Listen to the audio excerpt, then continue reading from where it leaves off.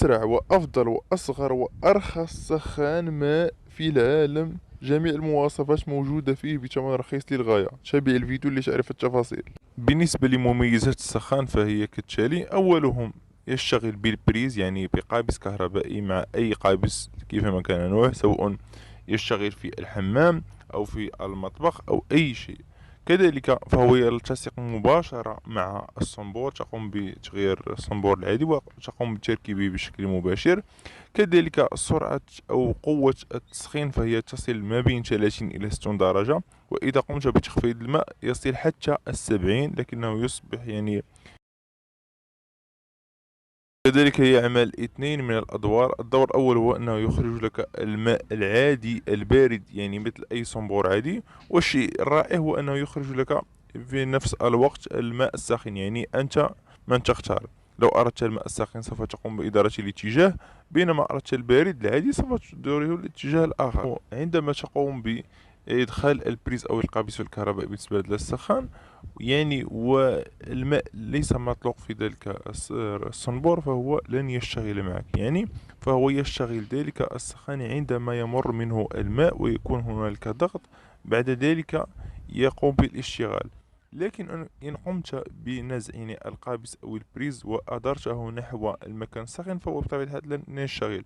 لكن بينما لو قمت بنصل البريز أو القابس وأردت الماء البارد عادي، فسوف يشتغل كأي صنبور عادي. كذلك المواد من أين صنع ذلك السخان فهي جيدة ومقاومة للحرارة، من البلاستيك القوي، لأنه صنع يعني تقريبا روسي. الماء الذي يخرجه ذلك السخان حتى لو كان ملتصق بالكهرباء وقمت بلمس ذلك الماء أو الصنبور وهو ملتصق بالكهرباء، يعني شغال في الوضع الساخن، فذلك الماء فهو آمن، يعني ليست له علاقة بالكهرباء، فهو لن يسحقك كهرباء ولا أي شيء. لكن مع ذلك قوموا بعمل احتياط. الأشياء التي يجب عليكم تفاديها لكي يشتغل معكم هذا السخان الماء بشكل آمن يعني وسريع، وأن يشتغل معكم لمدة كبيرة دون أن يتعطل أو يتخسر بهذا المفهوم. أولهم بالنسبة للقابس أو البريز. ذلك القابس أو البريز فطول هذا السخان فهو تقريبا متر، 1 متر. لا يجب عليكم استعمال يعني موزعات أو لارونج. إن قمتم باستعمال موزعات أو لارونج فذلك الخيط سوف يسخن، وربما يسبب إما حريق في السخان أو حريق ذلك اللارونج أو السخان. لذلك أفضل نصيحة أن تقوموا بتركيب مباشرة مع البريز أو القابس لكي يشتغل بشكل جيد.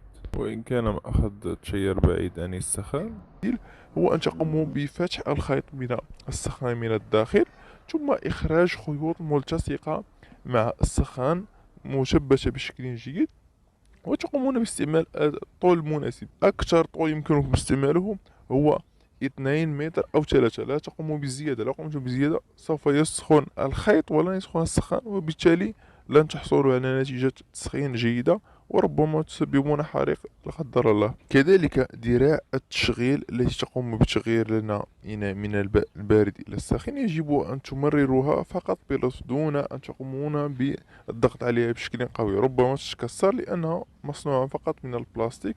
ولماذا مصنوعة من البلاستيك؟ لكي لا يمر بها كهرباء، لأن لو كانت مصنوعة من المعدن سوف يمر بها الكهرباء وتلمس ويسحقك الكهرباء. لذلك فهي مصنوعة من البلاستيك. يعني حاولوا أن تقوموا بفتح وإغلاق ذلك الصنبور فقط بلطف. ذلك هنالك نوعين من السخانات الفورية والسريعة. هنالك الذي عادي يستعمل مثلا في المطبخ. هنالك النوع الثاني الذي لديه رشاش يستعمل بأخص في الحمام. ذلك النوع الخاص بالرشاش لا أنصح به، خصوصا عندما تستحم وتقوم بتشغيل مباشرة في الكهرباء، فهو هذا أمر خطير.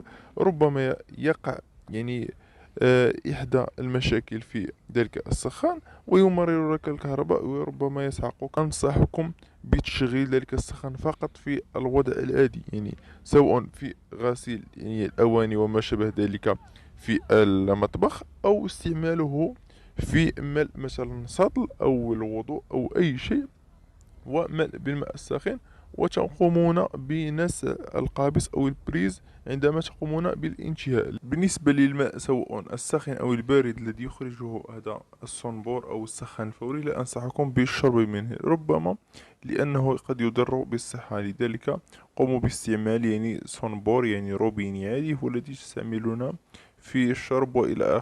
العيب الوحيد الذي رأيته فيه هو أن قوته في استهلاك الطاقة الكهربائية فكبيرة نوعا ما، تصل إلى 3000 واط، وهي طاقة كبيرة مقارنة بباقي السخانات، فهو أكبر سخان يستهلك طاقة كبرى.